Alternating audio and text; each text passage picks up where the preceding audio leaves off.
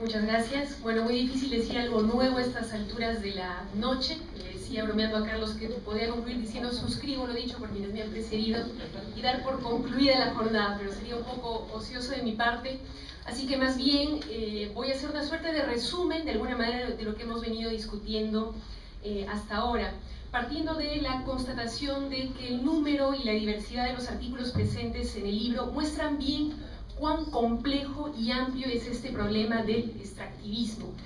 porque se trata pues no solamente de la extracción de materias primas, ¿no es cierto?, sino que, como bien se ha dicho ya, esto viene acompañado de un correlato político, ¿no?, centralismo, no planificación, imposición, autoritarismo,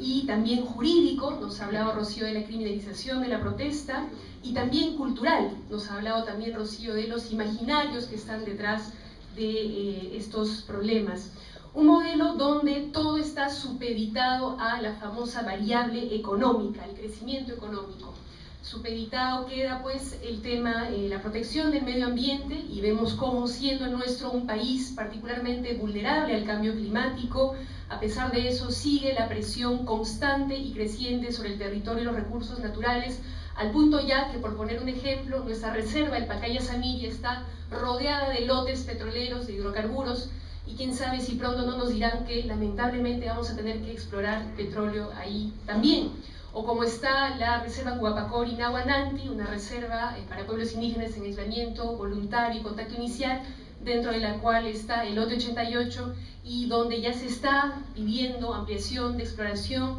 y alrededor de la cual también se ha hablado de lote Fiscarral, es decir, de la posibilidad de ir no solamente en los lotes ya conocidos, sino empezar a explorar y explotar hidrocarburos en el mar.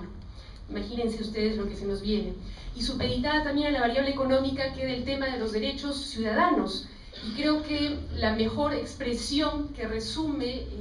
a qué punto esto se da es cuando escuchamos a nuestro presidente del Consejo de Ministros anunciar que se van a destrabar de la consulta previa los proyectos mineros. Yo quisiera subrayar un poquito esta frase y reflexionar con ustedes respecto a qué cosa significa.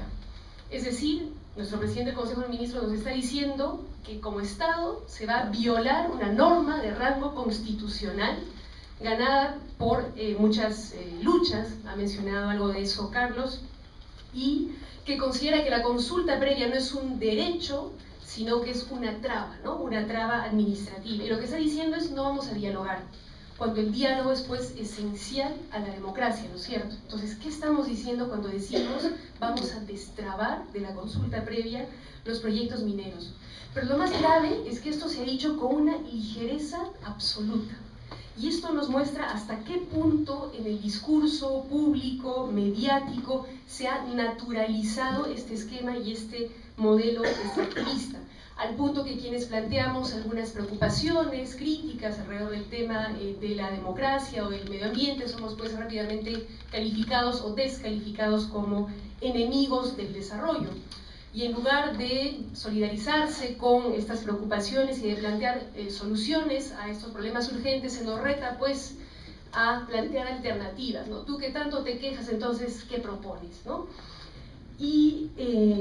pareciera a veces que este reto es difícil de abordar, tan incuestionable e inexorable a veces aparece este modelo extractivista. Y sin embargo, sí hay propuestas de reformas necesarias y urgentes, institucionales, en el sentido de fortalecer el Estado en su capacidad planificadora, para empezar, pero también reguladora y fiscalizadora, siempre con participación ciudadana, siempre con el consiguiente reforzamiento de las prácticas democráticas. Y creo que esa es, aunque parezca un poco,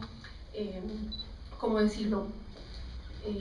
poco ambiciosa, creo que ese es ya un avance hacia la construcción de alternativas. Es una primera etapa, un primer paso, es decir, el hecho de, como dice Urinas, redimensionar el extractivismo en lo económico bajo control social y ambiental. Y se han dado algunas reformas institucionales, en este gobierno inclusive, tímidas, es cierto, y se pusieron algunas otras en la agenda, aunque luego quedaron estancadas. Y sí quiero reforzar esta idea que adelantó Carlos también, en el sentido de que estas reformas han sido pues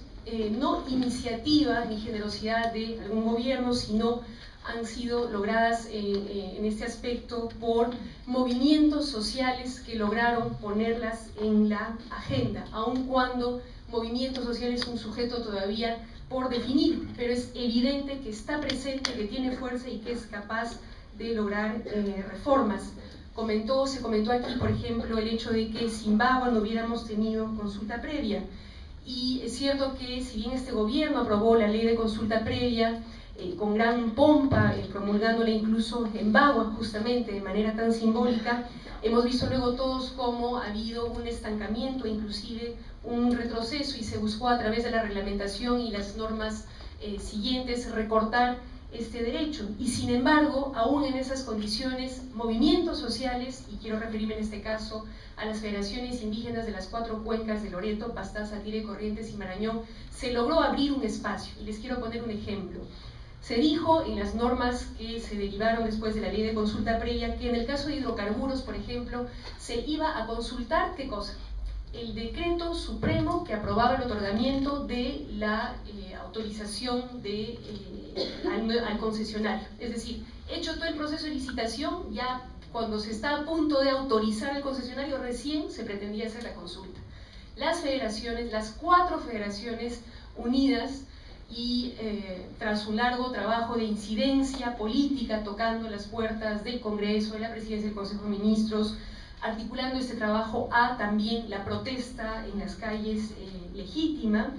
lograron que Perú Petro, en este caso el ente encargado de la consulta previa, dijera: cierto, pues tienen razón, la consulta previa tiene que ser previa, la vamos a hacer entonces antes de la licitación, y la vamos a hacer además con participación de los APUs, porque en la norma se quería saltar por encima de los APUs, y vamos a hacer el plan de consulta con ustedes, porque en la norma se pretendía que el Estado lo hiciera de manera unilateral. Pero no solo eso, estas federaciones indígenas, víctimas, como dicen ellas, de 40 años de explotación petrolera, con todos los impactos que esto significa, lograron, a través del trabajo de sus monitores ambientales comunitarios, revelar este asunto de los pasivos ambientales, de los derrames largamente negados por la empresa y por el Estado, y lograron que se lograra una pequeña reforma en el sentido de que cuando OEFA y Ocinermin, es decir, Ministerio del Ambiente y Ministerio de Energía y Minas, se tiraban la pelota para ver a quién le correspondía identificar esos pasivos y registrarlos, por fin, gracias al trabajo de estas federaciones, se ha definido que esto va a estar en manos del OEFA. Pero lograron también que se aprobaran estándares de calidad de suelos, porque imagínense ustedes, a pesar de que teníamos 40 años de explotación petrolera, no teníamos estándares en esta materia, y se daban a gusto del cliente en función de cada contrato. Y así, por ejemplo, en el caso de Espinar, se ha logrado poner en agenda, y se ha logrado para Espinar, y va a tener que ser ahora una condición mínima para otros casos similares, que se hagan monitoreos ambientales conjuntos, articulados, y no siga ocurriendo lo que ocurría antes, que una entidad hacía su estudio por aquí, la otra por allá, de manera totalmente separada, se encarpetaba y quedaba ahí. De ahora en adelante tendrá que hacerse como se hizo en Espinar, de manera articulada con participación de las diferentes entidades, OEFA, ANA, IGESA, INGEMET, etc.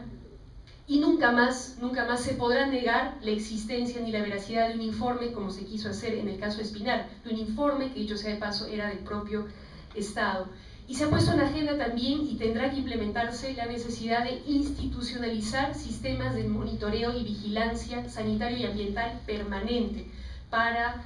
no esperar a que estallen los conflictos por los problemas de la contaminación para darle un seguimiento a este tema. Y quisiera hacer aquí un pequeño paréntesis, permítanme, para referirme al último informe del monitoreo ambiental en Espinar. Y hago este paréntesis porque en un programa dominical muy visto el día domingo se hizo un reportaje sobre el caso de Espinar, más relacionado al uso del presupuesto municipal y del canon, pero se dijo, entre otras cosas, que los informes ambientales no eran nada contundentes, dijo la presentadora del programa en cuestión. Yo quisiera solamente comentarles que el resultado de este informe confirma que la preocupación de la población de Espinar era totalmente legítima, puesto que se señala, y estamos hablando de un informe oficial, reconocido y publicado por el Ministerio del Ambiente, en el que se dice que de los puntos monitoreados, en 52 de estos puntos hay por lo menos un parámetro que supera los estándares de calidad ambiental, o sea, hay 52% de los puntos que están contaminados. Digamos, si esta es una cifra general, es mucho más grave en algunas de las cuencas, y más grave aún es el hecho de que en las dos comunidades donde se hizo evaluación de exposición a metales pesados en personas, se encontró que el 100% de las personas estaban expuestas a metales pesados. Así que, bueno, si para eso algunos es informe nada contundente, allá ellos. También se dijo cómo es que desde el proceso de Cajamarca se logró revelar, evidenciar las deficiencias que tenían los estudios de impacto ambiental, el hecho de que, por ejemplo, en este caso no se tuviera un estudio hidrogeológico, ámbito que es evidentemente indispensable en un estudio de esta naturaleza y que permitió que se pase el tema de la certificación ambiental a manos del Ministerio del Ambiente, pero como antes lo había hecho también Espinar en su denuncia respecto al estudio de impacto ambiental de Majesiguas, donde no había estudio de balance hídrico tampoco. Imagínense ustedes qué clase de estudios de impacto ambiental hemos tenido en los últimos años, pero evidentemente queda mucho por hacer, y también lo han venido planteando los movimientos sociales, y es la necesidad de que se hagan estudios de impacto ambiental acumulativos para poder evaluar el impacto de lo que viene ocurriendo en nuestro país, en algunas localidades, diversos proyectos que están asentados en un mismo territorio y sobre cuyos impactos no se tiene una evaluación, sino solamente de manera separada. Y se mencionó aquí también el tema de la Marcha del Agua, que es una expresión de diversos movimientos sociales y que en efecto presentó 3 proyectos de ley. Se mencionaron aquí solamente 2 y quiero recordar que en realidad fueron 3, uno que tenía que ver con constitucionalizar el derecho al agua, que recogió en efecto el congresista Javier Díaz-Canseco, con declarar la prohibición del uso del cianuro y el mercurio en minería, que recogió el congresista Rimarachí, y también una tercera alternativa que tiene que ver con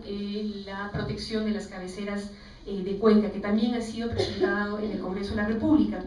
Pero sobre esto quisiera comentar que el tema del derecho al agua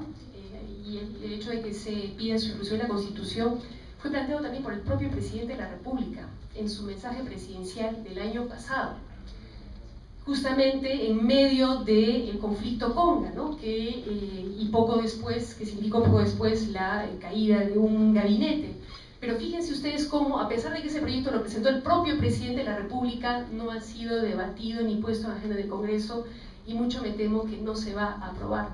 porque somos pocos los que planteamos estos temas, y cuando lo hacemos tenemos por lo general otros 120 congresistas acusándonos de antimineros y enemigos del desarrollo, lo cual no significa, por supuesto, que nos vayamos a quedar callados.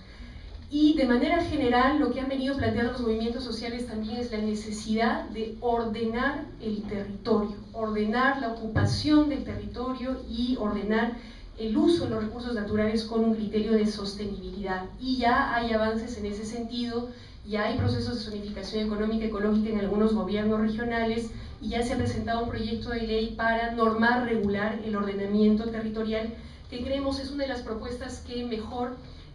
condensa un poco todo lo que estamos discutiendo, y es la que con más claridad nos pone frente a la posibilidad de construir alternativas y no solamente paliativos o mitigar controlar los daños de la actividad extractiva. Ordenamiento territorial para poder, a partir de la identificación de las potencialidades del territorio, definir qué país queremos construir, pero entendiendo que el territorio no es solamente un espacio físico en el que hay recursos naturales a ser explotados, sino también es el conjunto de dinámicas socioeconómicas y culturales de la población que habita en él. Y tendrá sentido este ordenamiento territorial solamente si se hace con un criterio de sostenibilidad, de equidad social, y se plantea con un enfoque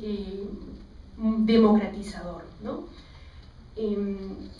Pero también se ha dicho aquí que más allá de las reformas institucionales está la necesidad